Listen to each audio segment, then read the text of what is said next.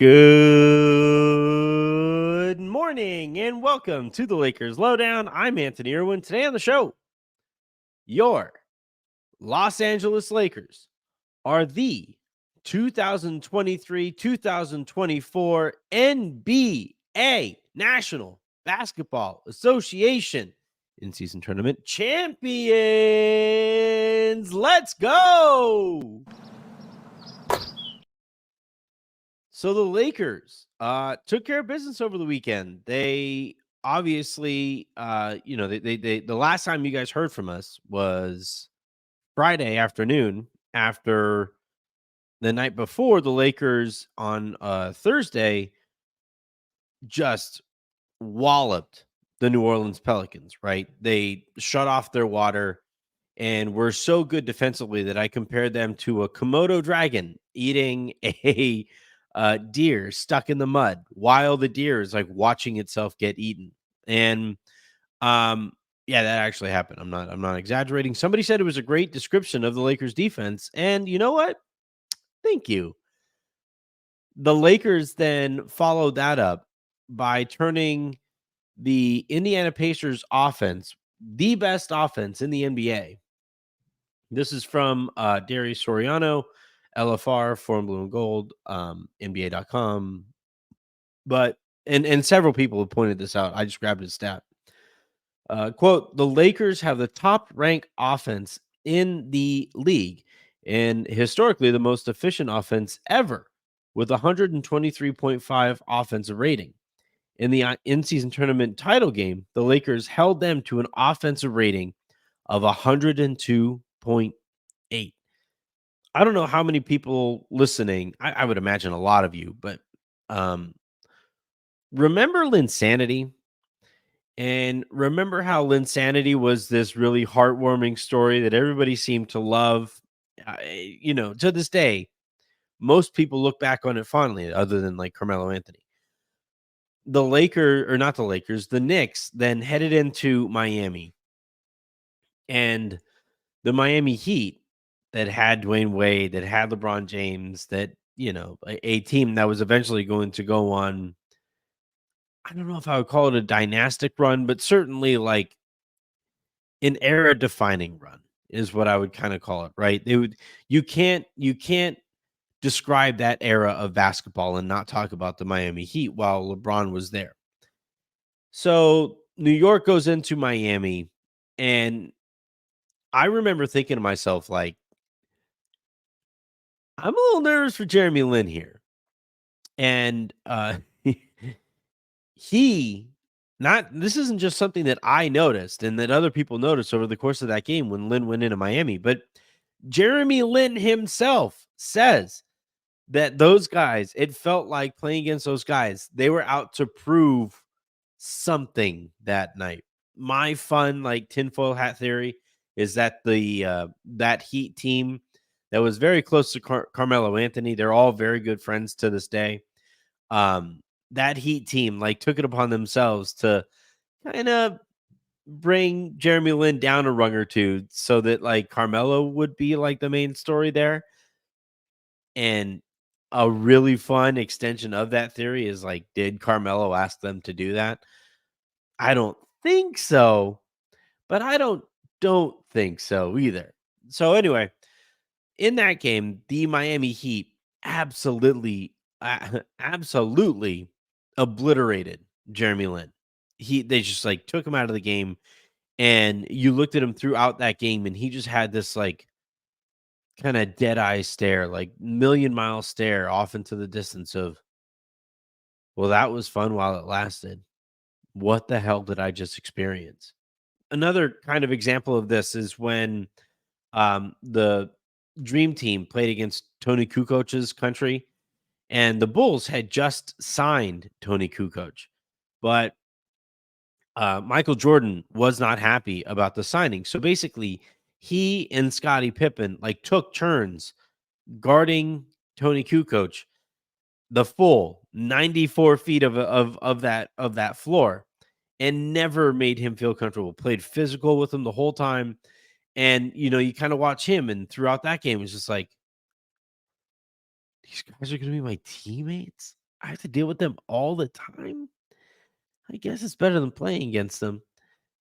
And you just looked at at his face, Jeremy Lin's face, and frankly, for large chunks of that in-season title game between the Lakers and Pacers, you look at Tyrese Halliburton's face, and it's just like they don't stop coming. And like we'll get to various other parts of the Lakers winning that tournament or whatever. And we'll kind of go micro to macro, but I just I can't talk about that tournament and not immediately think of the defense that the Lakers found themselves capable of playing. And oh man, if that is something that they are going to you know, design their identity around and they really fully commit to it over the course of the season. And I'm not saying every game from here on out is going to have that kind of intensity because clearly the Lakers you know, really wanted to win that money either for themselves or for their teammates. I have always kind of laughed at the idea that like they were winning it specifically for the guys at the end of the bench when LeBron James is like widely known as the cheapest player in the NBA, right? There's the famous story about him is that on days that he would be the like locker room DJ, I believe in every stop that he's been in, maybe it's changed since, but if his phone was connected to the Bluetooth speakers and he'd have Pandora going, you would hear the commercials from Pandora, even though it was playing directly from LeBron James's phone, and he is like more than capable of paying for Pandora, obviously. I'm not saying that they weren't happy to win those guys money, but I'm going to go out on a limb and say that the guy who is trying to amass as much wealth as possible by the time he retires so that he would be positioned to buy an NBA franchise or be a part of an ownership group of an NBA franchise, that guy is pinching every single penny that he has at his disposal and winning every single penny that he can possibly win. But anyway, the Lakers won and it was a fun tournament from the Lakers' perspective. I thought, showcased a lot of really good things to look forward to for the rest of the season, and you know, hopefully, heading into the postseason, uh, this team is good. And I said it on Friday, heading off into the weekend, and I said that this team is a championship contender. That has now become like the popular stance on the Lakers. So, for those of you who try to find shows where you hear such things first, welcome. Hi. Yeah. The Lakers Lowdown and the Lakers Lounge. All that good stuff right here. I want to start in talking about that title game in particular with Anthony Davis. Those of you who listen regularly know I can be very hard on AD. I have very high expectations of a guy who we consider like among some of the most talented players we will ever watch play the game of basketball. In that game, and this is why we, have come to expect that type of effort because we know he's capable of this. So in that championship game against Miles Turner, who is a very good defensive center, Anthony Davis in 41 minutes scores 41 points, grabs 20 rebounds, dishes out 5 assists, had 4 blocks, was a plus 13 in the game, 16 of 24 from the field, 9 of 13 from the free throw line. And every second that he was on the court, you felt his presence. He was the best player on the court that game. And I found it really interesting how emphatic he was in everything that he did. He had some dunks down the stretch where he had that one alley oop right from LeBron, where LeBron throws him the lob, and you're like, "Oof, man, that's pretty." Wow, AD went up there. He still can. And on that play, right, you look at the slow mo, and his like forearm slash elbow is like right there with the rim, and he throws it down and he screams at the crowd. And as he's after a different and one late in the game, he's screaming at the crowd. I don't know if it was "I'm him" or I'm like that. Whatever he was saying, he was just, it felt like a message. It felt like one of those games that, for everybody, myself included, who find themselves wondering about Anthony Davis's, you know, amount of grit and for everybody, myself included here, myself probably most loudly among people, wondering, is this the guy that the Lakers can really get behind? Can he be the best player on a championship level team? And I don't think the Pacers are championship contenders. So I don't necessarily know if this goes very far in answering that, but it did go pretty far in, you know, alleviating some of my concerns regarding his his willingness or his desire, his interest in shutting somebody up.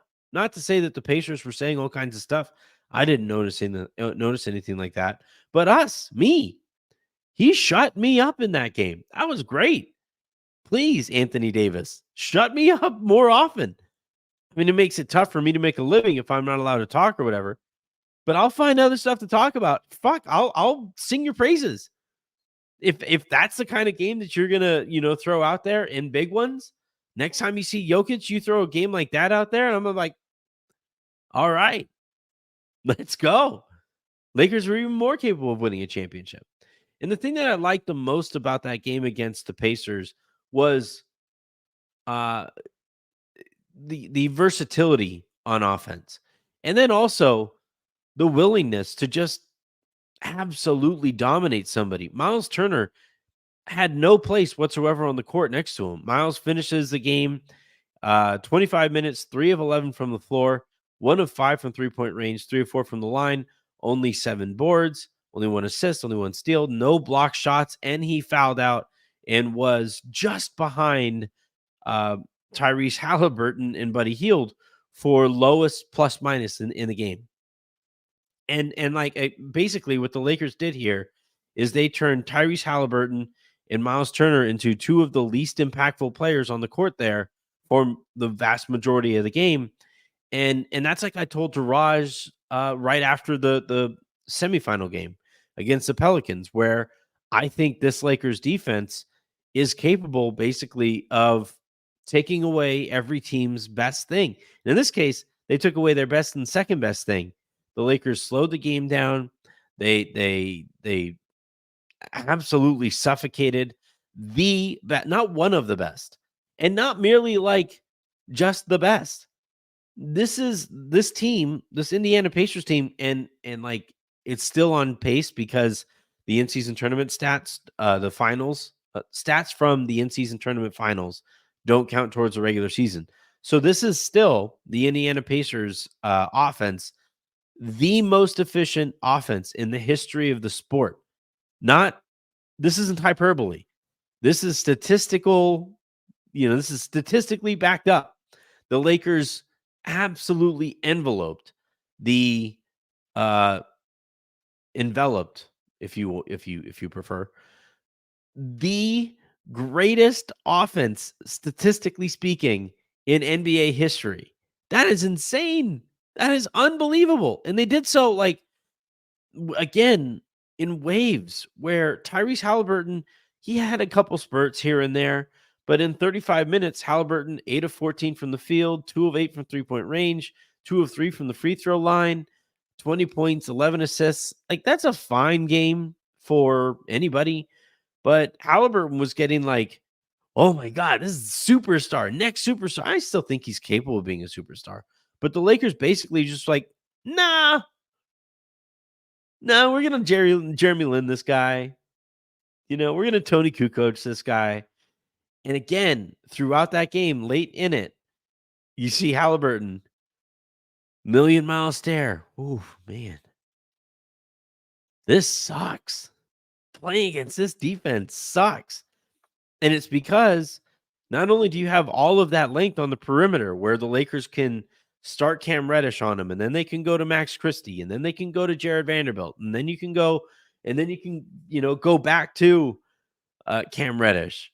And every so often you can go to Taurean Prince. I prefer not to, but you can every so often.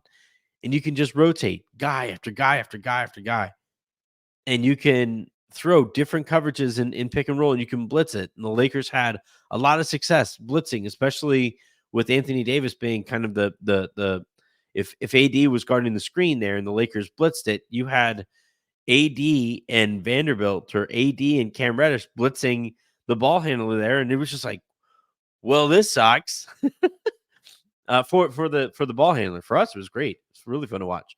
But from the ball handler's perspective, it was like, oh, and it's the kind of thing. Also, the Lakers were so successful in doing this. I don't know how replicable it is. The Lakers have a pretty unique set of wings in this regard, but you can be damn sure that the rest of the league looked at that and was like, "Oh, we can blitz? We haven't even tried that." And it's going to be really interesting to see like what comes out of this. But um, on both sides of the floor, Anthony Davis was absolutely dominant. Ah, absolutely dominant. It was one of the best games I have seen the dude play. And he didn't like light them up from 3-point range. It wasn't some like crazy shooting outlier. It was just minute after minute after minute of ass kicking. And boy, was it fun to watch. If the star of the final game was Anthony Davis, the star of the tournament was obviously LeBron James, as he takes home the first ever NBA in season tournament MVP trophy. And, from start to finish of this thing, whether it was in group play, the knockout stages, the final, or whatever, um, when the Lakers needed him to be, and it was a vast majority of this thing, right? Minus the final game where Anthony Davis was so good that LeBron didn't have to be the best player on the court. But uh, whenever the Lakers needed a run, in came LeBron James. Whenever the Lakers needed, you know, just a security blanket, there was LeBron. Um, when the Lakers looked their absolute most overwhelming, LeBron was at the center of it, playing that free safety thing that I think is really going to catch on. Like I really think more people are starting to notice, like LeBron being able to use that supercomputer that is his brain, on defense and not overtax himself in doing so. In fact, by like he essentially, and again, I've said this a couple times, because of the type of defense that the Lakers are playing, LeBron is able to kind of chill until he has to explode. And sometimes he doesn't have to explode defensively. Sometimes he just like stands there, takes away a passing lane, and the other team's offense gets mucked up. Then it's just a matter of, do the Lakers grab the rebound coming off of the out of rhythm jumper that team is forced to take? No, in this one, you know, defensively, what LeBron is now being asked to do seems very sustainable.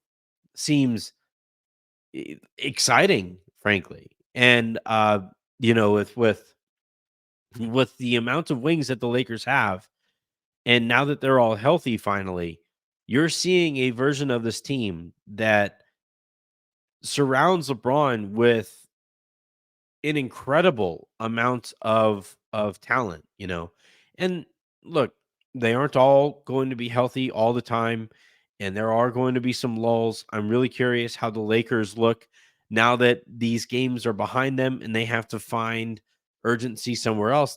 Urgency has been a problem for the Lakers this season, in the non in season tournament games. So, what that looks like is obviously going to be very interesting, and it is something that the Lakers are going to have to deal with, from here on out. But yeah, the Lakers and specifically LeBron James, everybody here looks some kind of special. Like they like this. Again, I keep saying it. And the other day I said it to Jen while I was sitting there like brushing my teeth or getting ready to brush my teeth. It was the first thing I said that morning, like first like English sentence that I said that wasn't, goo goo gaga to my son or, you know, horse playing with my daughter. No, the first sentence that I uttered Friday morning was, good Lord. they could win a championship. And it's because of the way that LeBron has looked.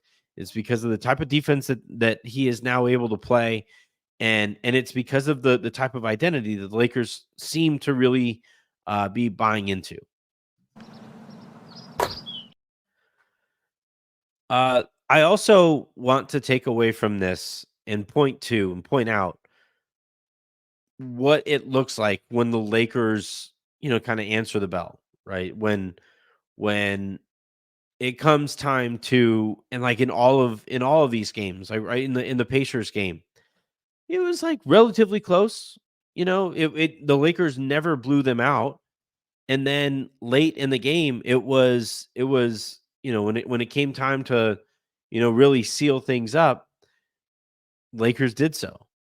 They out executed, they suffocated the Pacers offense again, and they just took the air out of the ball, and they finished off that game, right? Think of any good football team running the football and essentially ending a game, or being so efficient that, while the other team desperately needs to stop, you just execute well enough and the game is over, and you just kind of move on from there. And that's basically what we watched from the Lakers, where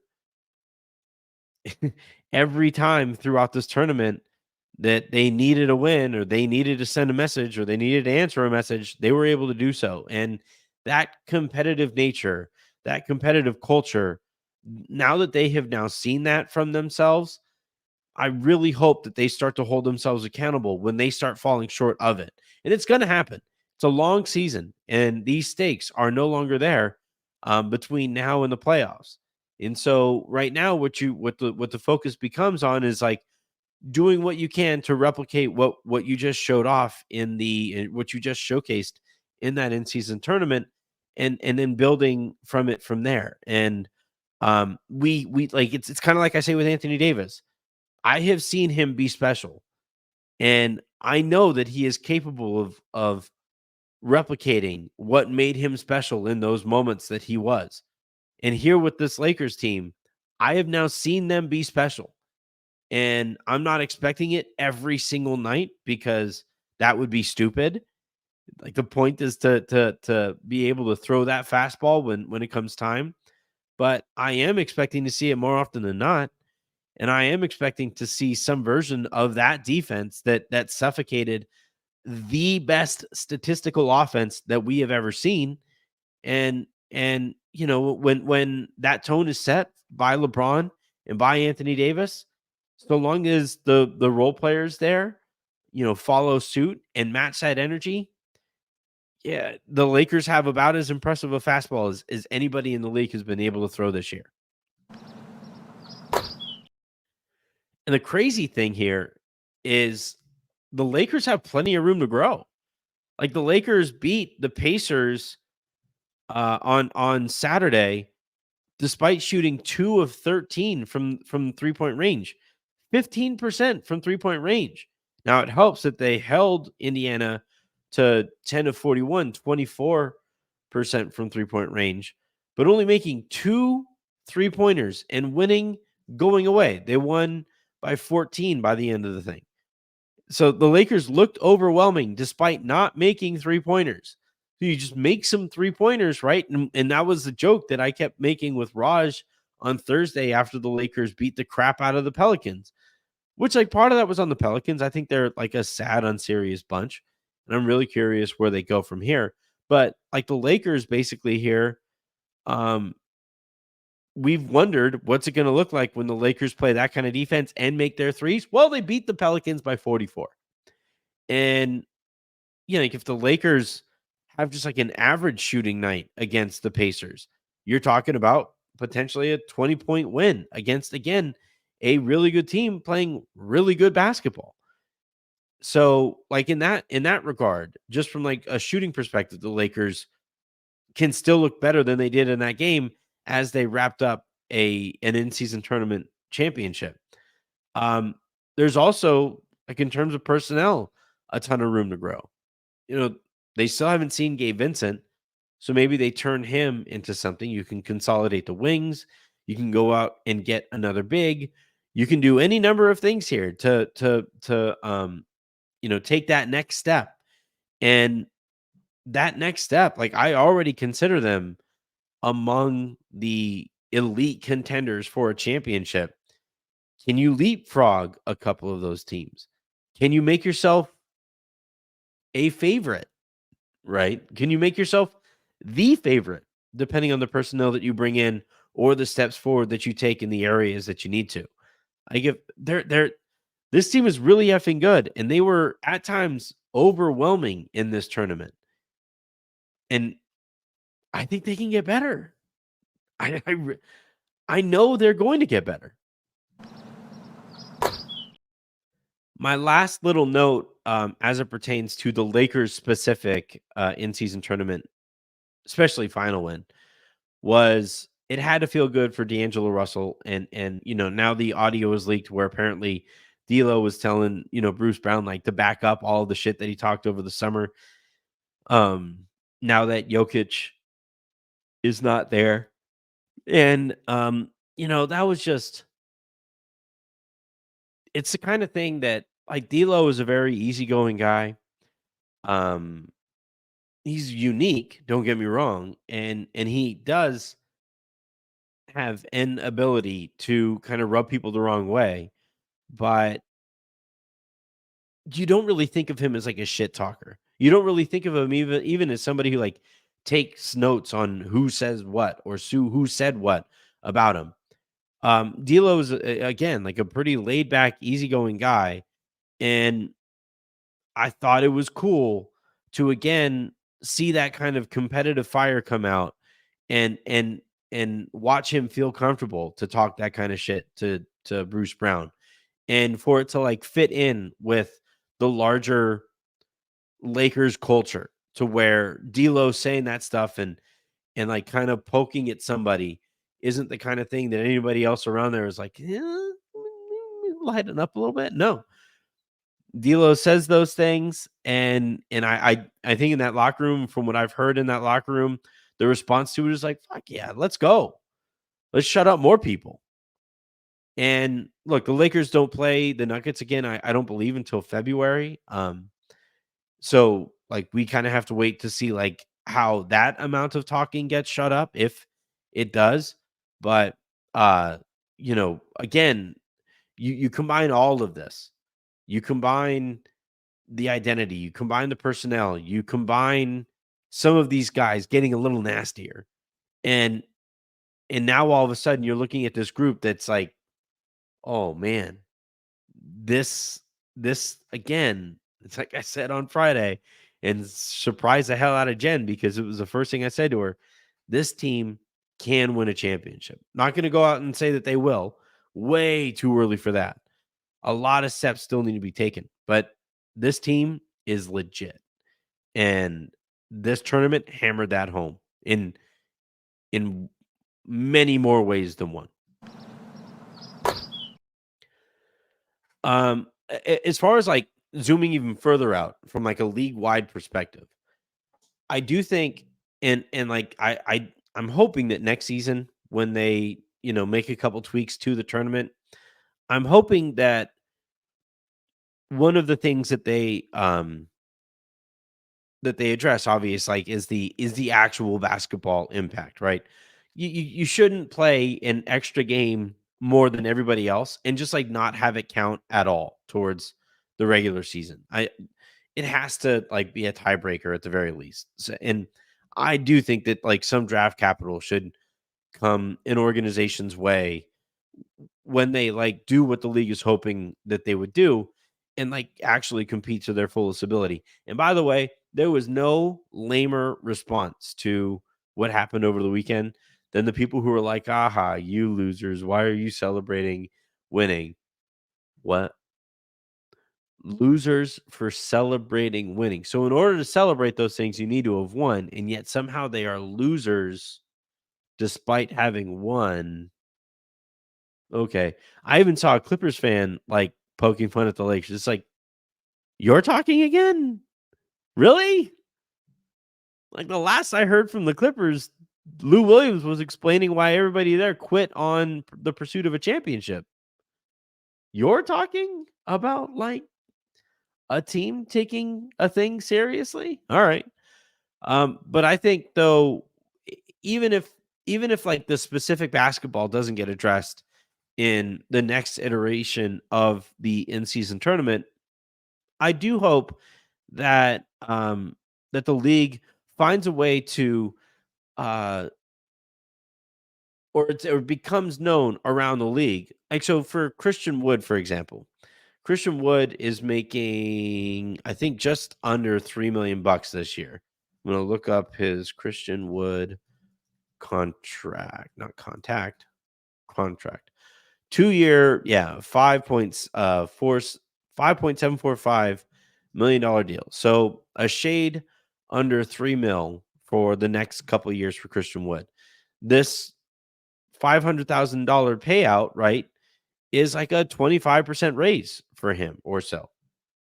And I do think that for players that are in that predicament where they are now signing a minimum deal, I think one thing that most of these or all of those players would be smart to consider is how do I arrive with a team that I know is going to take that tournament seriously and is capable of winning that thing, because that puts me in line not just to showcase my talent on that stage, but also potentially to get that payout, right? And um, for Wood, that winds up being a good payout for him. Hayes, like all of the Lakers minimum guys, that's again a nice little 25% raise that or bonus that they all got. And typically veterans who are signing minimum deals that they are probably going to outplay, right? They're going to go to a good team so that at least while they outplay that minimum deal, they're doing so and showing that they can win and hoping to not remain minimum players for the rest of their career, right? We've seen like Malik Monk, right? And that Lakers team didn't do a whole bunch of winning, but we saw him turn a really good Lakers season. And like the Lakers have always had, especially while LeBron has been there, they've had a better selection of veteran type players than most teams because of the stage that veterans know that they're going to be playing on. But I think that is going to extend further into teams that have the personnel and have the culture to go out and win this thing. Maybe moving forward, veterans look at those situations and say, you know, that's not nothing. I mean, $500,000 isn't nothing to anybody. I would hope, but especially to guys who are making that amount of money and are looking for any extra influx of cash that they can possibly get. That's a big deal. And I think th especially while LeBron is a Laker, if I were a free agent and I was signing a minimum deal, I would say, "Well, I know he's gonna take this thing seriously. I know the rest of the team around him is gonna take this thing seriously, and I'm gonna add that on top of the fact that I'm gonna get, like, 60 nationally televised games over the course of the season, plus probably some playoff games." Yeah, I maybe it cost me a million bucks or so to go sign there, but if I can leverage that season and make half of that million bucks back and, then leverage that season into a higher salary in my contract after my time with the Lakers, that seems like a pretty good plan. And I think it's going to be a more popular approach uh, now that everybody has seen at least that the Lakers are going to take this thing seriously. Again, I really didn't understand. I mean, I understood where it was coming from. People just don't like saying a lot of people. And look, like Lakers are the Yankees, the Lakers are the Cowboys. I'm recording this right now as the Cowboys are on. Um, and I wish that I could be clowning the Cowboys, but I can't. They are beating the crap out of Philly right now. Although Dak just had a fumble six or whatever, so um, maybe this game gets closer. But yeah, with like those with the Lakers, the Yankees, I guess now the Dodgers, and other teams like that, uh, people like to watch them lose and don't like to watch them win, and then certainly don't like to watch those teams or their fans be happy. I feel the same way about the Celtics and their fans. I don't like seeing you guys happy. If anything, I really like the fact that a lot of Celtics fans seem to take my tweet seriously. I love that. That's great. Hell yeah. And so, I the response to the Lakers winning this thing was pretty predictable in that regard. But I think across the league, I think that more might be noted. Oh, well, the Lakers play a ton of nationally televised games. Probably gonna have an like if so long as this thing continues to be played in Vegas, that's essentially home games, extra home games for the Lakers. All right. Yeah. Sign me up. Let's go win that thing. Make me my bonus money to make back some of the money that I either had to sacrifice or chose to sacrifice in signing there. And then I can leverage that into, maybe less sacrifice in the following off season. And like I don't know if this is going to work out like that for Christian Wood. I do think it's going to work out that way for Cam Reddish. He, I don't think the Lakers are going to be able to afford him next year because of the type of defense he's playing and that kind of motor. But yeah, this in season tournament, I would say it was a pretty good success. Some changes, some tweaks that I may have made. I probably wouldn't have put the semifinal in Vegas because I think part of the pop from this in season tournament throughout all of it, where like that home crowd buying into the extra energy that teams were playing with, and that Pacers Milwaukee game felt very, you know, exhibition gamey where the fans like only showed up because screw it, whatever. I'm in Vegas and there isn't much else to do on a Thursday afternoon. So maybe I would change that and maybe not play the semi. You can put the final game wherever you want to put it, but I would maybe put the semifinal game in teams arenas if possible. And obviously I would maybe put some more stakes or attach an extra carrot that impacts that team's actual basketball outlook by winning it or by doing well in it. Um, but regardless, yeah, I thought this is in season tournament was fun, and I think it will. It's going to stick around because what the league can't afford is just like throw this stuff out there, put all of this effort into it, and then like ditch it because it doesn't get picked up. I think they're going to keep on working on getting it picked up. I think it's probably going to be picked up, and we'll see what that looks like. But overall, even I, being the stubborn asshole that I am, have to acknowledge that was a pretty fun little thing.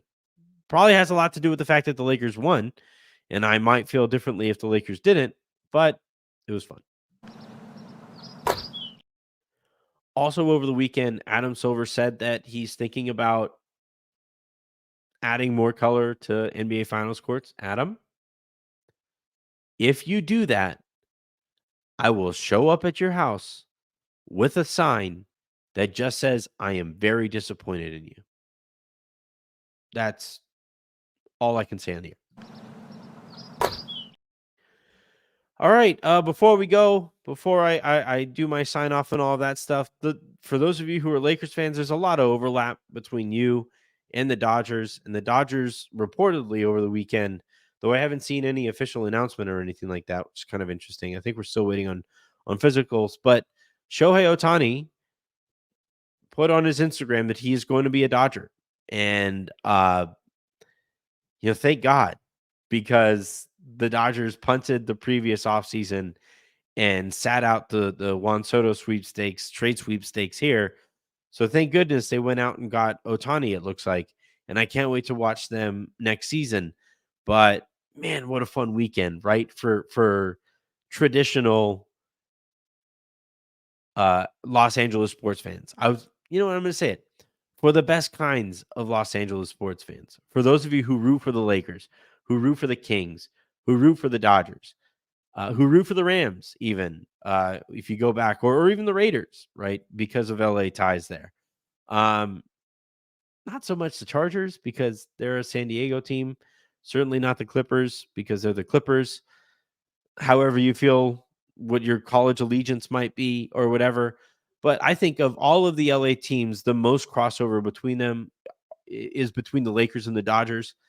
And what an incredible sports weekend for the city of Los Angeles and the fans who root for the right teams there. Wow. What an outcome. You got to celebrate Otani early in the day, and you get the nightcap of celebrating winning the inaugural the inaugural in-season tournament, and you watch that team play that way and showcase this level of competitiveness. Whew, man, what a fun weekend. And I do feel like it is going to have a lot of momentum to move forward with because I like Andrew Friedman, I guess, came out and said, or it's reported that he isn't done. The Dodgers are going to add more talent. The Lakers are probably going to add more talent over the course of this season. Um, the odds for those of you who are into such a thing on the Lakers winning a championship this year, not too terrible right now.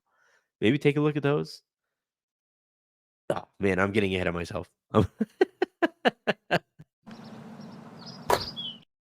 All right, that is going to do it here for this episode of the Lakers Lowdown. Thank you everybody for tuning in this week and this weekend. We have a little bit of news that I'm going to be teasing over the course of the next few or a couple weeks, whatever it is. So keep an eye or an ear out for that. And until then, and until the next time you guys hear from me, I'm Anthony Irwin saying have a great rest of your day. Make somebody else's, and I will talk to you manana.